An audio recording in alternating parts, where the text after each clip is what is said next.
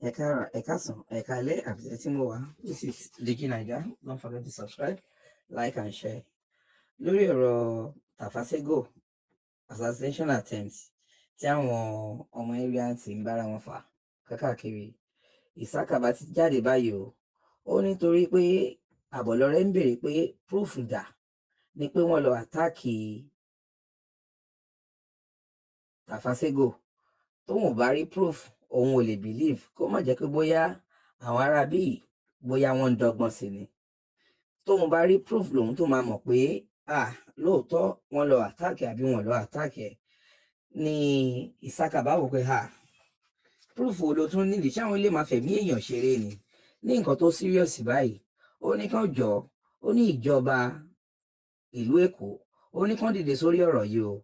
Ó ní ní tòun ẹni tóun rí as number 1 suspect lórí ọ̀rọ̀ yìí, ó ní Àbọ̀lọ́rẹ́ ni o. Àbọ̀lọ́rẹ́ náà dẹ̀ lóun ní the proof. Ẹ jọ̀ọ́ ẹ jẹ́ ká gbọ́ èyí tó kù lẹ́nu Isaka bá. Lórí Digi Naija, ibi tá a ti máa ń mú àwọn ìròyìn wá fún yín lọ́lọ́kan òjọ̀kan gbogbo ohun tó ń ṣẹlẹ̀ ní Nàìjíríà àti ilẹ̀ Yorùbá. Tó bá jẹ́ ìgbà àkọ́kọ́ tí yín rèé, ẹ bá wa subscribe, kẹ́ ẹ like, follow, kẹ́ ẹ sì share fídíò yìí. Ẹ tẹ bọ́tìn tó dàbí aago kẹ́ ẹ lè mọ̀ tí a bá ti gbé fídíò tuntun jáde.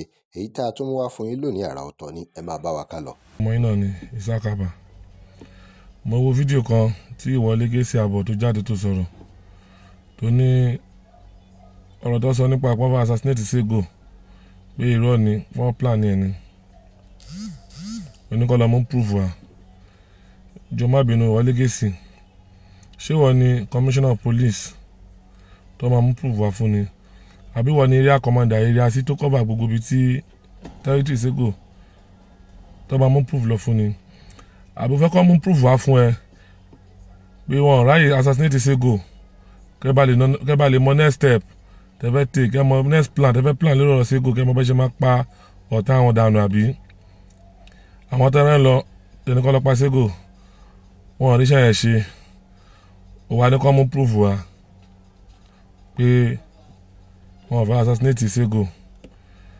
Tọ́pọ̀ fẹ́ tẹ̀lé ọ̀rọ̀ yìí nínú constitution táwọn ìjọba táwọn security wa wọ́n tẹ̀lé ọ̀rọ̀ yìí, ìwọ ni number 1 suspect tó yẹ kó kọ́kọ́ mú.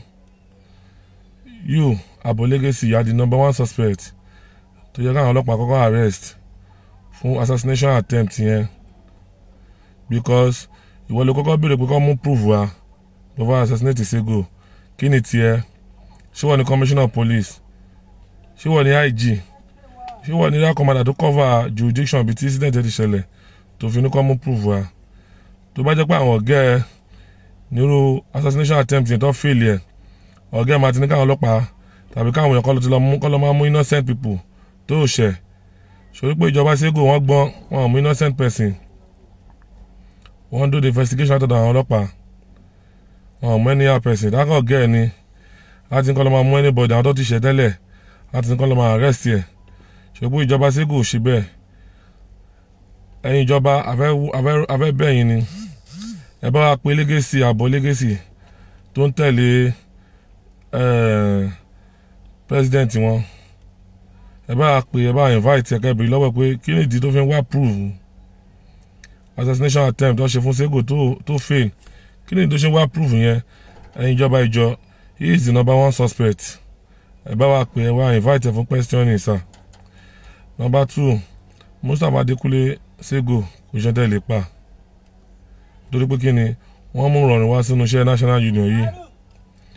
Mustapha Sego wọ́n jẹ́ bí step down iṣẹ́ yìí, àwọn lẹ́yìn kí gbogbo iṣẹ́ yìí kó rọrùn. Step down ni Mustapha Sego. Ṣé mọye iná tí step down máa ń fún transformer? Ṣé mọye transformer tó múná látara step down?